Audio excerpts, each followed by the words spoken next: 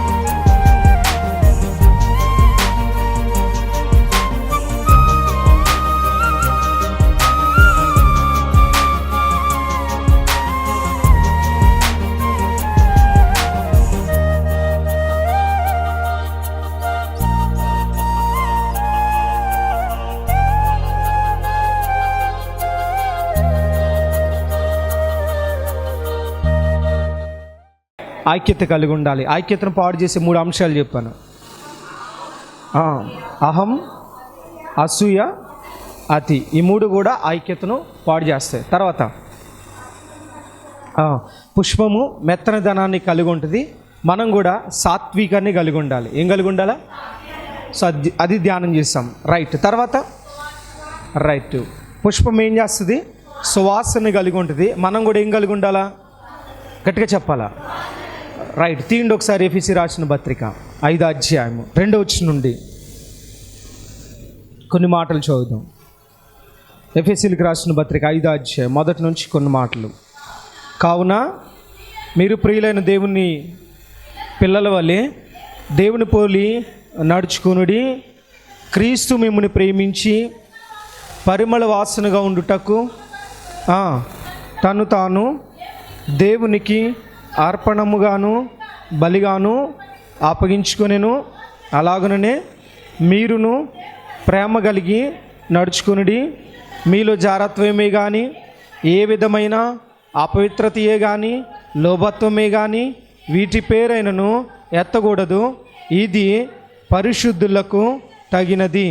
కృతజ్ఞత వచ్చినమే మీరుచ్చరింపవలెను కానీ మీరు బూతులైనను పోకిరి మాటలైనను సరసోక్తులైనను ఉచ్చరింపకూడదు. ఇవి మీకు తగవు. వ్యభిచారి అయినను, అపవిత్రుడైనను, విగ్రహారాధికుడై ఉన్న లోబి అయినను క్రీస్తు యొక్కయు దేవుని యొక్కయు రాజ్యమునకు హక్కుదారుడు కాడను సంగతి మీకు నిశ్చయముగా చాలు. సో పరిమళ వాసన దేనికి సాదృశ్యం? రైట్. దేనికి సాదృశ్యం? సాక్ష్యానికి, అలాగే పరిశుద్ధ జీవితానికి. దేనికి చెప్పండి? అంటే మన సాక్ష్యం అప్పటికి ఇప్పటికీ మనలో కలిగిన మార్పు మనలో కనిపించాలి. అది ఎలా కనిపిస్తుంది? మాటల్లోనా? దేంట్లో కనిపిస్తుంది? క్రియల్లో కనిపిస్తుంది.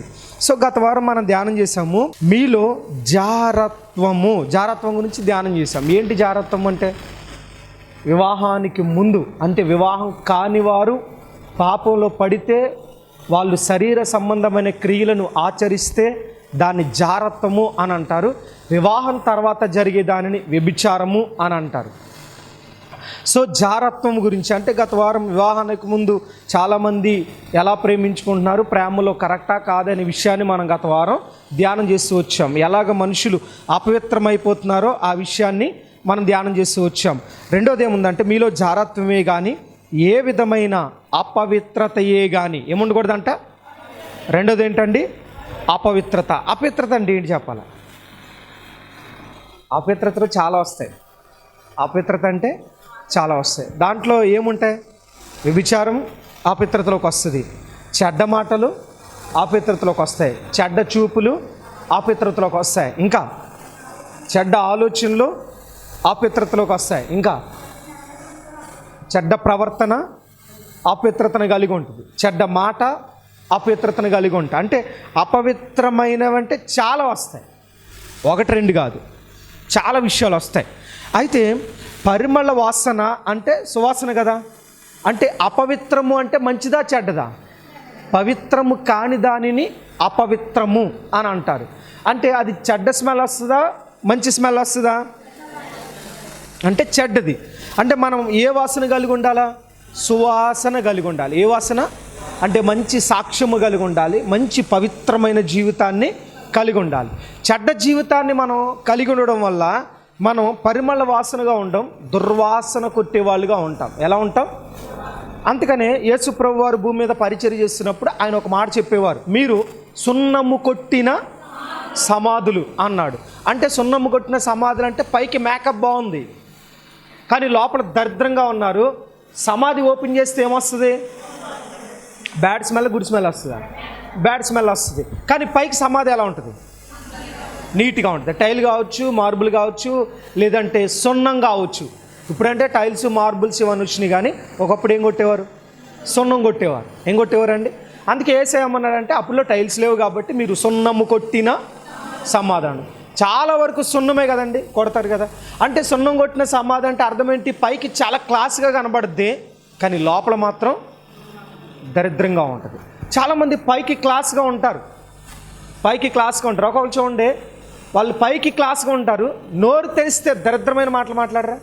వీళ్ళు పైకి బాగానే ఉన్నారండి, పైకి చదువుకున్నారు. కొంతమంది చూడండి చదువుకుని ఉంటారు, నీట్గా ఇన్షర్ట్ చేసుకుంటారు, వాళ్ళు ఇంజనీరింగ్ చదువుకుంటారు, ఎంటెక్ చదువుకుంటారు, ఎంబీఏ చదువుకుంటారు, మెడిసిన్ చదువుతారు, ఉన్నతమైన స్థానంలో ఉంటారు.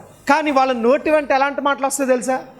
బూతులు, దరిద్రమైన మాటలు వస్తాయి. వారు నోరు తెరిస్తే క్లీన్గా ఉండే మాటలు మాట్లాడరు. వాళ్ళు ఏ మాటలు మాట్లాడరు?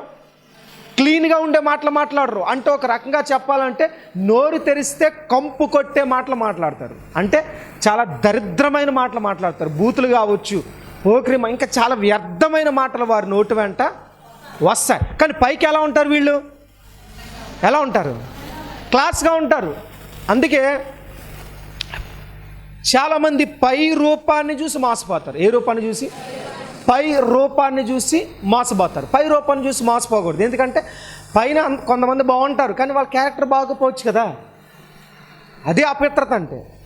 కొంతమంది చూడడానికి అందంగానే ఉంటారు. అందుకనే పరిశుద్ధాత్మ దేవుడు సొలొమోను ద్వారా ఏం రాయించాడంటే, ఆమె సౌందర్యాన్ని చూసి నువ్వు హృదయంలో ఆశించొద్దు అన్నాడు. ఏం చూసి? ఆశించొద్దు. అంటే ఎందుకు ఆశించొద్దు అన్నాడు అంటే, పైకి వాళ్ళ సౌందర్యంగా ఉండొచ్చు కానీ వాళ్ళ క్యారెక్టర్ బ్యాడ్ అయితే, వాళ్ళ ప్రవర్తన దరిద్రం అయితే, చూడడానికి బాగున్నారు కానీ వెళ్ళిన తర్వాత లేనిపోని రోగాలు తెచ్చుకుంటే పరిస్థితి ఏంటి? అందుకే పై రూపాన్ని చూసి మనం ఏం చేయకూడదు. అందుకే ఆయన, నా కుమారుడా, నువ్వు ఆ సౌందర్యాన్ని చూసి హృదయంలో ఆశించొద్దు అన్నాడు. ఏం చేయకూడదు అంటే సౌందర్యాన్ని చూసినప్పుడు ఆశ ఎక్కడ పడుద్ది? హృదయంలో పడుద్ది. అందుకనే సౌందర్యం అనేది పై రూపం అన్నమాట. పైన బాగున్న వాళ్ళందరూ లోపల బాగుంటారని గ్యారంటీ లేదు. కొంతమంది పైకి బాగోలేకపోయినా ఆంతర్యంలో బాగుంటారు. అవునా కదా? అంటే వాళ్ళ క్యారెక్టర్ బాగుంటుంది, వాళ్ళ గుణ లక్షణాలు బాగుంటాయి, వాళ్ళు మాట్లాడే విధానాలు బాగుంటాయి, వాళ్ళ ఆత్మీయ జీవితాలు బాగుంటాయి. కానీ కొంతమంది పైకి బాగుంటారండి, పైకి బాగుంటారు. దేవుడు అందుకే అన్నాడు శాస్త్రులు పరిశీలితో, మీరు సున్నము కొట్టిన తీసామా కంపే. వాళ్ళు కొన్ని జీవితాలకు తొంగు చూస్తే ఎలా ఉంటుంది? కంపే. అంటే అర్థం ఏంటి? ప్రార్థనకు వచ్చి మంచిగా ఉన్న వాళ్ళందరూ మంచివాళ్ళేనా అంటారా? ఆరాధన చేసిన వాళ్ళు, బాప్తీసం పొందిన వాళ్ళు, దేవుని మందిరానికి వచ్చి పాటలు పాడేవాళ్ళు, ప్రార్థన చేసేవాళ్ళు అందరూ మంచివాళ్ళేనా అంటే చెప్పలేం.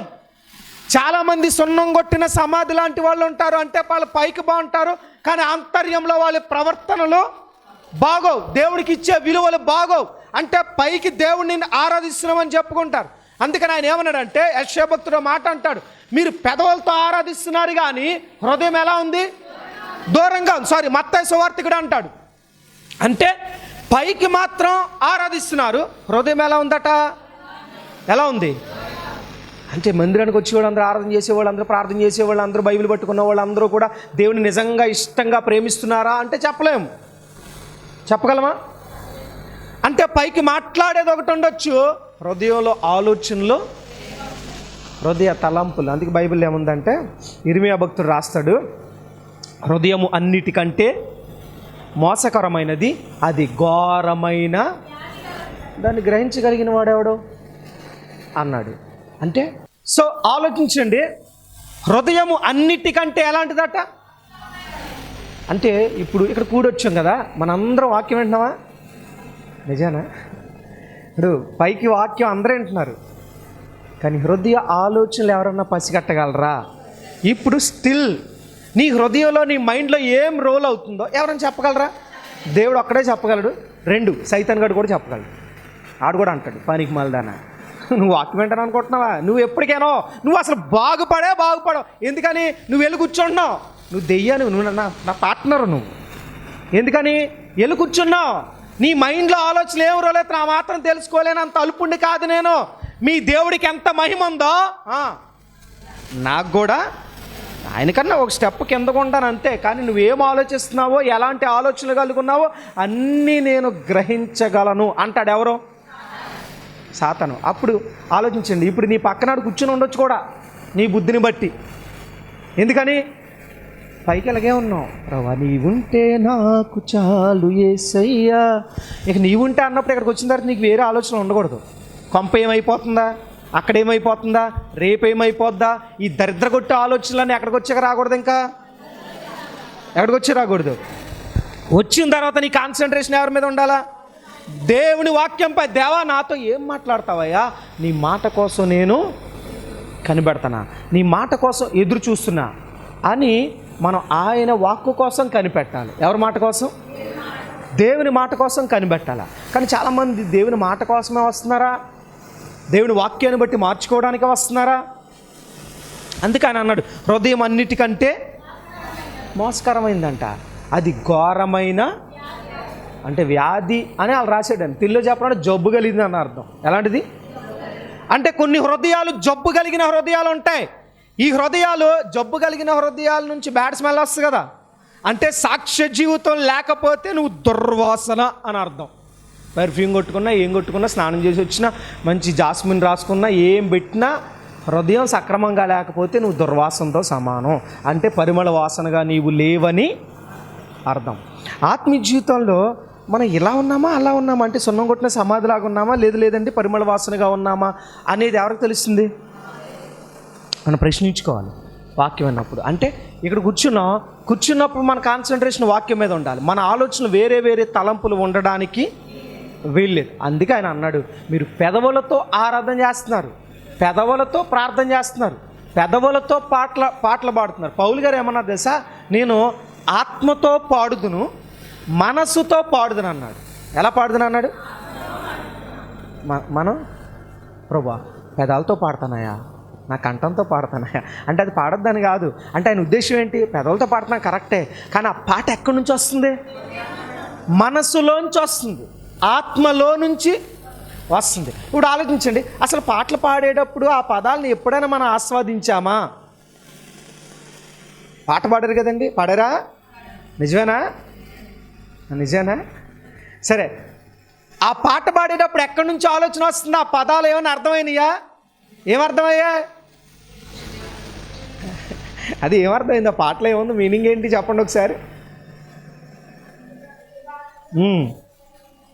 ఎన్ని బాధలున్నా, ఇబ్బందులైనా, చెప్పండి, ఎంత కష్టం వచ్చినా, నిష్ఠూరమైన ఏమైనా అంటే అర్థం ఏంటి? ఆ పదానికి నిష్ఠూరమైన అంటే అర్థం ఏంటి? ఇప్పుడు ఎన్ని బాధలు ఉన్నా అంటే మీకు అర్థమైపోయింది, నేను చాలా బాధలు ఉన్నాయి. తర్వాత 2, ఎన్ని బాధలున్నా, ఇబ్బందులున్నా, ఎన్ని ఇబ్బందులు వచ్చినా, ఎంత గట్టిగా చెప్పాలా, కష్టం వచ్చినా అని, ఎన్ని కష్టాలు వచ్చినా అనదు. మరి నిష్ఠూరం అంటే? నిష్ఠూరమైన అంటే అర్థం ఏంటంటే, ఇప్పుడు సపోజ్ ఈరోజు ఆదివారం కదా, ఈరోజు ఆదివారం, ఈరోజు మీ ఇంట్లో ఫంక్షన్ ఉంది, ఇంట్లో ఫంక్షన్ ఉంది. ఫంక్షన్ ఉంటే మీరు దేని కొట్టేస్తారు? అంతే కదా మామూలుగా. ఇప్పుడు మీరు వచ్చేటప్పుడు వాళ్ళకి నిష్ఠూరం అనిపిస్తుంది. అంటే అర్థం ఏంటి? ఒక్కరోజు దేవుని మందిరాన్ని విడిచిపెట్టలేరా? బంధువుల కంటే మీకు ప్రార్థనే ఎక్కువ అంటే వాళ్ళకి ఏమయ్యాం? మనం నిష్ఠూరమయ్యాం. అందుకే భక్తుడు ఆ మాట రాశాడు, నిష్ఠూరమైన నీ మాట నాకు. అంటే నీ మాట కోసం వచ్చానయ్యా. బంధువులు నిష్ఠూరమైన, స్నేహితులకు నిష్ఠూరం అయిపోయినా, మన ఇరుగు పొరుగు వారికి నిష్ఠూరం అయిపోయినా, మన కన్న కుటుంబీకులకే నిష్ఠూరం అయిపోయినా నీ మాట నాకు చాలయ్యా, అది నిష్ఠూరమైన అని అంటే ఊరికే రాయలే భక్తులు పాటలు. అందుకే చెప్తాను, నువ్వు పాట పాడినా, ప్రార్థన చేసినా, వాక్యం చదువుతున్నా, నువ్వు మాట్లాడేది, పాట పాడేది, ఆరాధన చేసేది, ప్రార్థన చేసేది ఎక్కడి నుంచి రావాలా? హృదయంలోంచి రావాలా. ఎన్ని బాధలున్నా, ఎన్ని ఇబ్బందులైనా, ఎంత కష్టాలు వచ్చినైనా, ఎంతమంది నేను నిష్ఠూరమైపోయినా సరే నిన్ను నేను వదలను, నీ మాట నాకు చాలన్నాడు. మనం ఏమంటాం? మీ బంధుత్వం చాలండి, మీ ఫ్రెండ్షిప్ చాలండి, మీ సహచర్యం చాలండి, మీ స్నేహం చాలండి అని అంటాం. మరి దొంగ పాటలు ఎందుకు? అంతే కదండి. పాట మంచిదే, పాడే వ్యక్తులే దరిద్రంగా పాడుతున్నారు అని అర్థం. అందుకే అపవిత్రత అంటే ఎక్కడి నుంచో రాదండి. మనం ఏం చెప్తున్నామో, ఏం పాడుతున్నామో అది మన జీవితంలో ఉండాలొద్దా? ఉండాలా. అంతేగాని ఎవరికో నిష్ఠూరం అయిపోతున్నామని ఎవరిని నిష్ఠూర పెట్టకూడదు. చాలామందికి ఉన్న అలవాటు ఏంటంటే దేవుణ్ణి నిష్ఠూర పెట్టడానికి ఇష్టపడతాం, కానీ మనుషుల్ని మాత్రం అమ్మో ఎలాగండి, కష్టమండి, మళ్ళీ వాళ్ళు ఫీల్ అయిపోతారండి, ప్రార్థన ఇవాళ కాదు రేపు చూసుకొచ్చండి అని. మీకు అర్థమైందా? అంటే ఎదుటి వాళ్ళకి నిష్ఠూరమైన మనకి ఎవరు కావాలా? నీ మాట నాకు చాలు, నీ మాట ఆయన మాట మనకి చాలు అనుకుంటే లోకంలో ఎవరు నిష్ఠూర పెట్టడానికైనా మనం ఏం చేస్తాం? చెప్పాలి గట్టిగా రాట్లే, గట్టిగా. నిజమేనా? ఇది కూడా పెదవులతో వస్తుందా? అందుకే ఇర్మియా గారు అన్నారు, నాయనా శ్యామ్, హృదయము ఘోరమైన వ్యాధి కలది అన్నాడు ఆయన. అంటే అర్థం ఏంటి?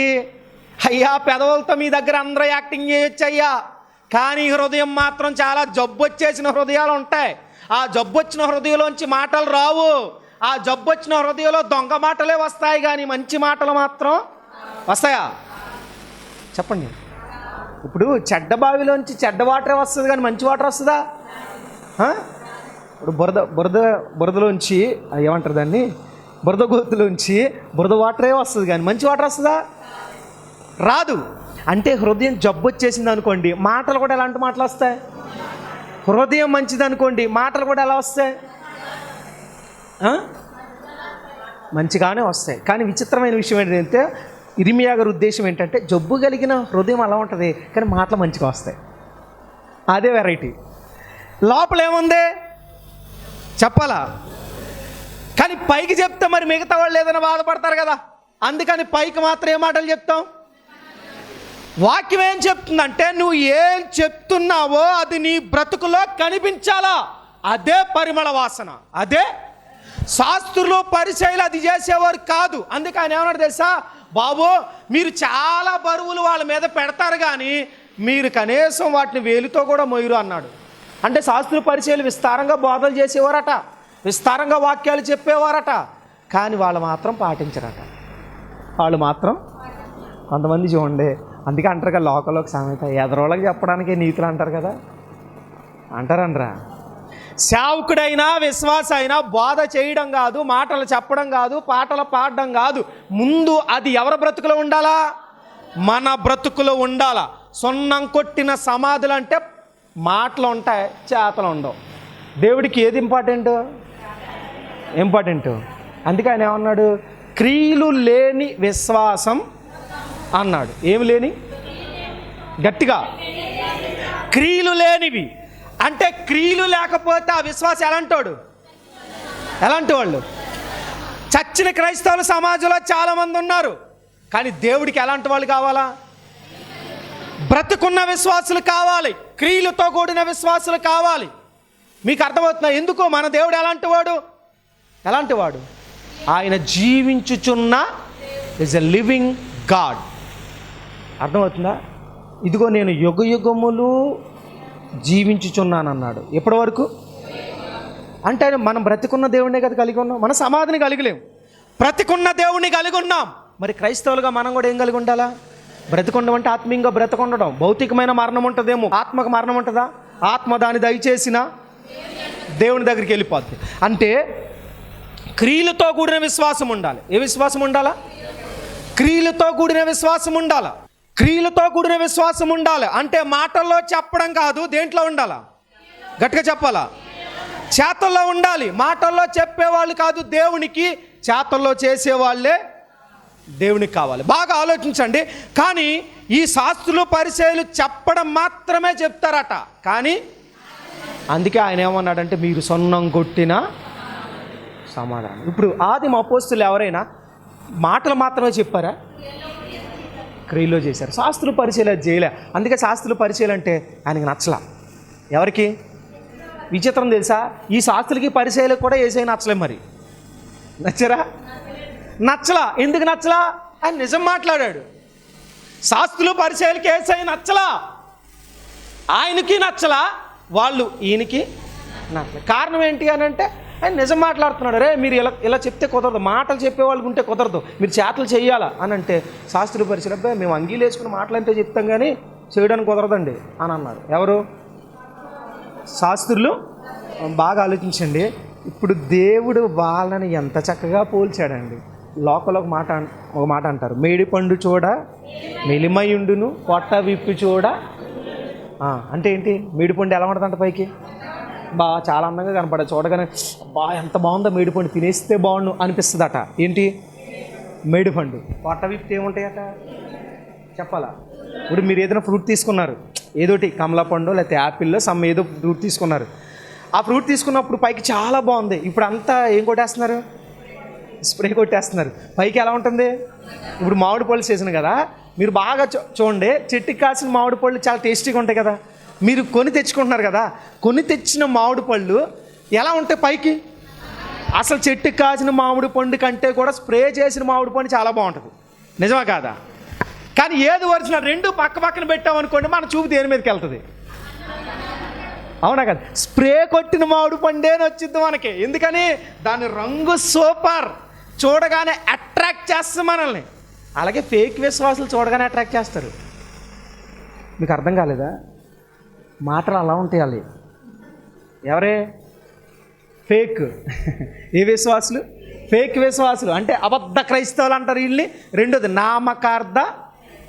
అప్పుడు రెండు అక్కడ పెడితే ఉంటుంది, మనం ఒరిజినల్ లేదో ఇదేదో మనం తెలుసుకోలేము. అవునా కాదా? ఇప్పుడు కూడా మందిరాల్లో ఎవరు నిజమైన ఆత్మీయులో తెలుసుకోగలుగుతున్నామా? మీలోనే కాదు, బోధకుల్లో కూడా దొంగ బోధకులు ఎవరో, నిజమైన బోధకులు ఎవరో తెలుసుకోగలుగుతున్నారా? విచిత్రం ఏంటి తెలుసా? నిజమైన బోధ కంటే అబద్ధ బోధక ఆకర్షణ ఎక్కువ ఉంటుంది. నిజమా కాదా? ఎందుకని? అబద్ధ బోధలో మీకు కఠినమైన పదాలు ఉండవు. అబద్ధ బోధల్లో కొంచెం గద్దింపులు, హెచ్చరికలు ఏమి ఉండవు. ఏముంటాయి? దేవుడు మిమ్మును దీవించునుగాక అంటే ఆమేన్ అంటే దీవించొద్దని కాదు నా ఉద్దేశం. అవి కావాలి మనకి. కానీ నువ్వు తప్పు చేసావు అంటే హెచ్చరిక స్వరం మనకు నచ్చుద్దా? నచ్చదు. ఎందుకని? మన ఒరిజినల్ కంటే ఫేక్ ఇష్టపడతాం. జెన్యూన్గా ఉండే సేవ కంటే ఫేక్ సేవకే ఎక్కువగా ఇష్టపడతాం. చూడండి, ఆ ఫ్రూట్ తెచ్చుకునేటప్పుడు ఎలా ఉంటుంది? ఇది బాగుంది అనుకుంటాం, మురిసిపోతా, చక్కగా కవర్లు వేసి తెచ్చేసుకుంటా, ఇంటికి వచ్చి కట్ చేసి నోట్లో పెట్టుకోగానే ఏమనిపిస్తుంది? మోసపోయానురా ఏమనుకుంటా? సరే మోసపోయావు, వెనకెళ్తే తీసుకుంటాడా? డబ్బులు వేస్ట్, పళ్ళు వేస్ట్. కొంతమంది పళ్ళు వేస్ట్ ఎందుకు చెప్పకుండా సరే డబ్బులతో కొన్నాగా తినేద్దామని తినేసి బ్యాచ్ కూడా ఉంటారు. నిజం అది. నిజం కాదా? అంటే ఎందుకు ఈ మాట చెప్తున్నా అంటే, తెచ్చుకొని కట్ చేసి నోట్లో పెట్టాక నీకు అర్థమైంది ఇది వేస్ట్. అంతే కదా? ఆత్మీయ జీవితంలో అబద్ధ బోధ కూడా నిన్ను ఆకర్షిస్తుంది. అబద్ధ బోధ కూడా ఎలా కనిపిస్తుంది అంటే, ఈ తీగా ఉంది, ఈ మందిరం బాగుంది, ఈ పరిచర్య బాగుంది, ఈ పాస్టర్ గారు బాగున్నారు, ఇక్కడ ఎక్కడ హెచ్చరిక లేదు, మాకు బాగుంది అనిపిస్తుంది. తీరా తీర్పు దినం ఒకటి వస్తుంది కదా, అక్కడికి వచ్చిన తర్వాత ఇప్పుడు వరకు నువ్వు చేసిన భక్తి అంతా వ్యర్థమైపోయింది అని చెప్పినప్పుడు అబ్బా లైఫ్ అంతా వేస్ట్ అయిపోయింది. నీకు తెలుసుకునే సమయం వచ్చేసరికి నా ఆత్మీయ జీవితం, నా వయసు అయిపోయింది, నా పరిస్థితులు అయిపోయినాయి, అయ్యో నాకు చెప్పేవాళ్ళు లేరే, ఇలాంటి అబద్ధ బోధలకు మాసిపోయి నా లైఫ్ అంతా వేస్ట్ చేసుకుని ఏం సాధించా, వెనక్కి తిరిగి చూస్తే ఏం చేయలేకపోయినా. అదే మంచిది అనుకున్నా. బాధ చేసిన హెచ్చరిక బాధ నాకు ఆ రోజు నచ్చలే, వాళ్ళని అసహించుకున్న, వాళ్ళని తిట్టా, వాళ్ళ గురించి హృదయంలో అనరాని మాటలు వాళ్ళ గురించి మాట్లాడాను. కానీ ఇప్పుడు అర్థమవుతుంది, ఒకవేళ నేను ఆ కఠినమైన బాధకి లోబడి ఉంటే ఈరోజు నా జీవితం బాగుపడి ఉండేదేమో. అందుకే దావీదు గారు ఒక మాట అన్నాడు, నీతిమంతులు నన్ను గద్దించుట ఏమన్నాడండి? గట్టిగా చెప్పండి అన్నాడు. అదే సొలొమోన్ గారు ఏం రాశాడు తెలుసా? గద్దింపును ఆశ్రయించుకుని వాడు పశుప్రాయుడు అని రాశాడు. ఎలాంటివాడంట అంటే గద్దింపు తీసుకునేవాడేమో తైలాభిషేకం చేయించుకున్నట్టు, అసహించుకునేవాడు పశువుతో సమానం. బాగా ఆలోచించండి, వాళ్ళు ఎంత గొప్పవాళ్ళు అయ్యారు అని అంటే గద్దించినప్పుడు వాళ్ళు ఎలా తీసుకున్నారంట? ఇప్పుడు తైలాభిషేకం పోసిన తర్వాత తైలము అంటే మంచి స్మెల్ వస్తుందా, బ్యాడ్ స్మెల్ వస్తుందా? అవును కదా. అంటే ఆ గద్దించడం వల్ల నేను ఎలా మారా? పరిమళ వాసనగా మారా. ఎలా మారా? పరిమళ వాసనగా మారా. పరిమళ వాసనగా మారడానికి కారణం ఏంటి తెలుసా? ఆ గద్దింపే నాకు తైలాభిషేకం. ఈ యొక్క ఆధ్యాత్మిక కార్యక్రమంలో ఈ వాక్యం ద్వారా మీరు బలపడినట్లయితే ఈ కార్యక్రమాన్ని ప్రోత్సహించండి, బలపరచండి. అలాగే మీ సమస్యలు ఏమైనా తెలియచేయాలి అని ఆశపడితే ఈ స్క్రీన్పై స్క్రోల్ అవుతున్న నెంబర్లకు మీరు కాల్ చేయండి. అలాగే మీ ప్రార్థన అవసరాల కొరకు ప్రేయర్ చేయడానికి సేవకుడిగా నేను ఇప్పుడు సిద్ధంగా ఉన్నాను. అలాగే నా వర్తమానాలు మీ ప్రాంతాల్లో వినబడాలి అని ఆశపడితే ఎవరైనా సరే దైవ సేవకులు కానీ మరి ఎవరైనా ఈ స్క్రీన్పై కనబడుతున్న నెంబర్లకు మీరు కాల్ చేయొచ్చు అని ప్రభు పేరిట తెలియజేస్తున్నాను. అలాగే నా వర్తమానాలు మీరు ఇంకా వీక్షించాలి అని ఆశపడితే బ్రో ఎం శ్యామ్ అనే యూట్యూబ్ ఛానల్ ద్వారా కూడా నా వర్తమానాలు అనేకమైన యూట్యూబ్లో ఉన్నాయి కనుక వాటిని కూడా మీరు వీక్షించి ప్రభు యొక్క దీవెనలు పొందుకోవాలని, ఆధ్యాత్మికంగా బలపడాలని ప్రభు పక్షాన తెలియచేస్తున్నాను. ఈ దీన సేవకుడి కొరకు, ఈ దీన పరిచర్య కొరకు మీ యొక్క అనుదిన ప్రార్థనలో జ్ఞాపకం చేసుకోవాలని ప్రభు పేరిట మీ అందరినీ కూడా తెలియచేస్తున్నాం. God bless you, God bless you all. దేవుడు మిమ్మల్ని దీవించునుగాక. ఆమేన్. మా అడ్రస్ బేతేలు ప్రార్థనా మందిరం, ఇందిరా కాలనీ, జీడిపిక్కల ఫ్యాక్టరీ ఎదురుగా, దొండపూడి రోడ్, గోపాలపురం.